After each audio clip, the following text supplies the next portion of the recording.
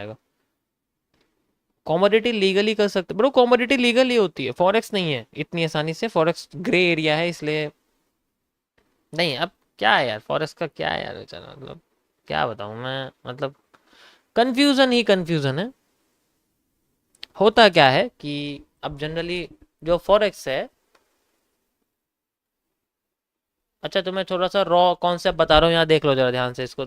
इसको देखो, जो फॉरेन एक्सचेंज मार्केट है तुम्हारी, वो ना हमारी कंट्री में एक ग्रे एरिया पे है, यानी कि एक ऐसा एरिया जिसके अंदर डिसीजन थोड़े से ना रफ हैं, टेढ़े मेढ़े डिसीजन है हमारे सामने। इसमें हम लोग पहली बात तो इसके डेरिवेटिव पे ट्रेड कर सकते हैं, डायरेक्ट ट्रेड कभी नहीं कर सकते। इसके डेरिवेटिव्स पे ट्रेड कर सकते हैं, और डेरिवेटिव्स के लिए कुछ ही करेंसीज हमारी आरबीआई ने बोल रखी है जिनमें हम लोग कर सकते हैं, जैसे कि जिन करेंसीज के एंड में आईएनआर आता है, जैसे कि यूएसडी आईएनआर, ठीक है, जेपीवाई आईएनआर,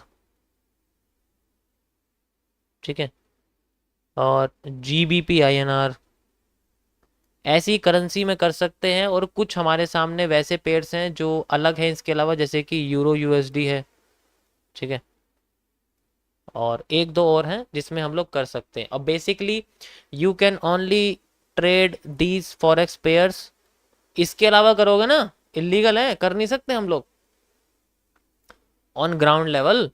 और ये सारी चीज़ें अगर आप डिजिटल फॉर्मेट के कॉन्सेप्ट से करते हो, यानी कि डिजिटल करेंसी के कॉन्सेप्ट से करते हो, तो digitally you can use A broker which is, आप सिर्फ एक ऑथोराइज्ड ब्रोकर के साथ ही कर सकते हो,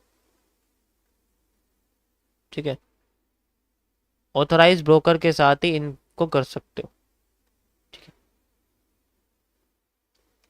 और ये सारी चीज़ें आती हैं फैमा के अंदर।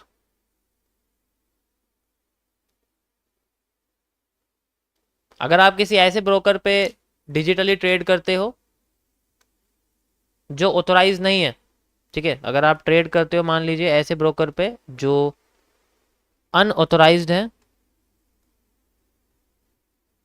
आरबीआई के अंदर उसके पास लाइसेंस नहीं है, अनऑथोराइज्ड ब्रोकर है, उसके पास लाइसेंस नहीं है, इसका मतलब ये नहीं है कि वो ब्रोकर फेक है, इलीगल है, ऐसा नहीं होता।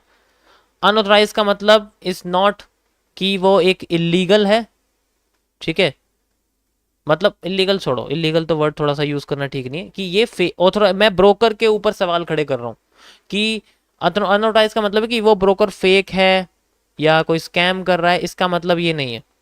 इसका मतलब है कि वो किसी एक एरिया के अंदर माना नहीं जान रहा है कि भाई तू यहाँ आके ट्रेड कर, वो मान नहीं रहे, उसको मना किया जा रहा, ठीक है, इसका मतलब ये है। अगर तुमने इसके अंदर ट्रेड करा और डायरेक्ट अपने बैंक से ट्रांजैक्शन कर दिया, इस ब्रोकर के अंदर डायरेक्टली ट्रांजैक्शन अगर किया जाए, डायरेक्टली ट्रांसफर तुमने फंड्स अपने कर दिए, तो इस कंडीशन में आपने FEMA act, foreign exchange management act को वायोलेट कर दिया है। इस केस में कुछ नहीं हो सकता। सबसे पहले तो बैंक अकाउंट फ्रीज हो जाएगा, उसके बाद अगर आपने ट्रेड करा होगा तो सजा होगी, ट्रेड नहीं करा तो सजा नहीं होगी, ठीक है। अभी मैं लॉयर की तरह बात कर रहा हूँ, कभी कभी मैं एनालिस्ट बन जाता हूँ, कभी कभी मैं ट्रेडर बन जाता हूँ, अब मैं एक लॉयर की तरह बात कर रहा हूँ।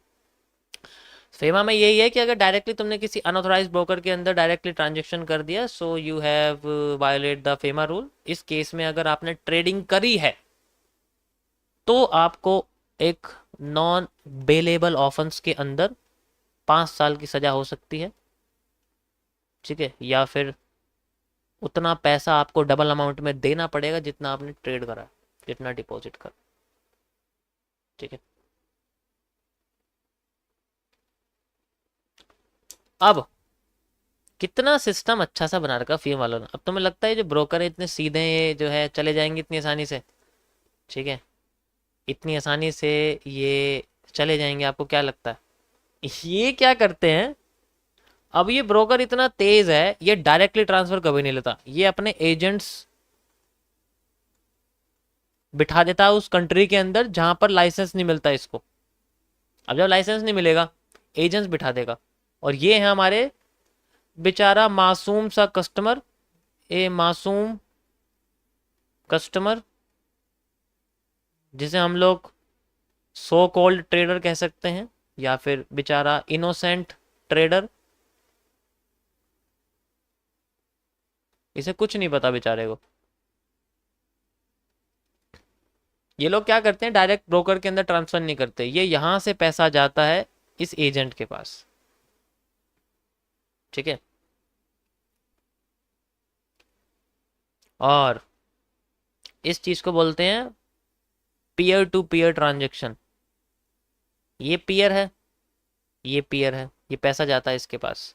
तो ये पैसा इंडिया में ही जा रहा है, या पैसा उस देश में जा रहा है, या पैसा यूएस में जा रहा है, या पैसा ऑस्ट्रेलिया में जा रहा है। तो पैसा अगर हमारा पैसा हमारे देश के ही किसी बंदे के पास जा रहा है, तो इस केस में फीमा वायोलेट ही नहीं हो रहा, डायरेक्ट नहीं हो रहा ना। ऐसे काम करते हैं लोग।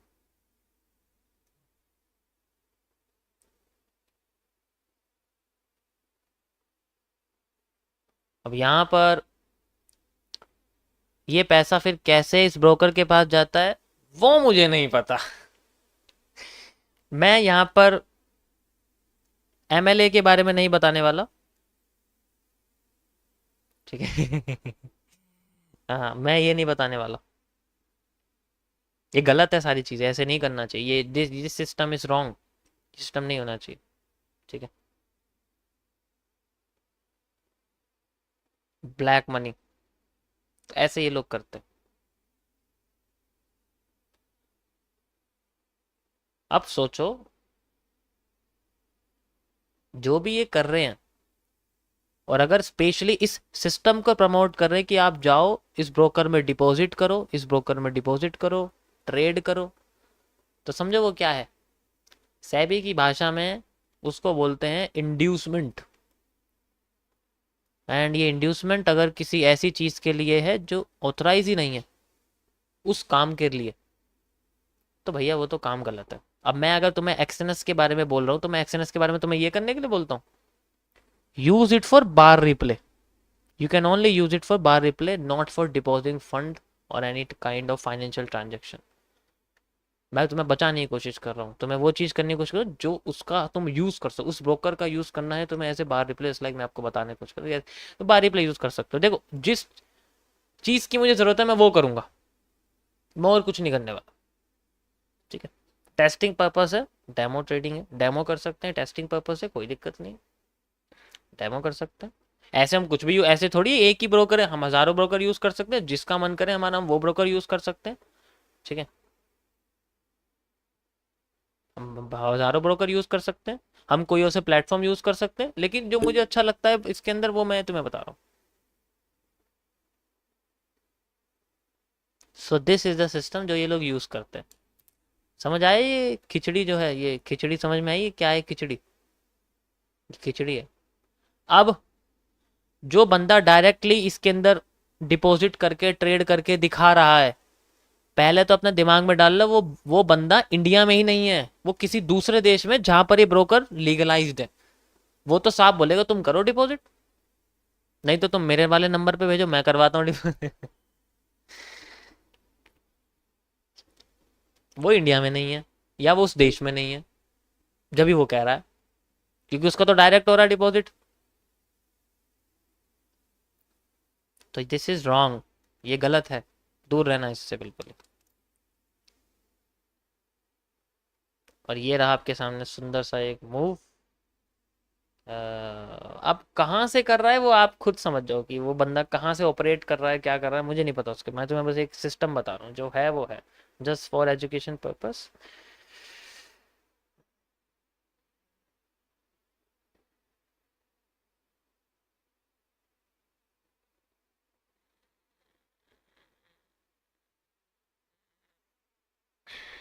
हाँ भाई, कैरेक्टर चेंज होती मार्केट के ऊपर उठ गई, ऊपर भी करा था, ऊपर तो नहीं उठी, क्योंकि बॉडी की क्लोजिंग बहुत इंपॉर्टेंट होती है। और यही कैंडल में जो गुस्से में नीचे गिरी थी ना, यहीं से पता लग गया था इसकी हालत क्या होने वाली। समझ आया सभी को गाइस? ये मूव समझ में आया सबको? We are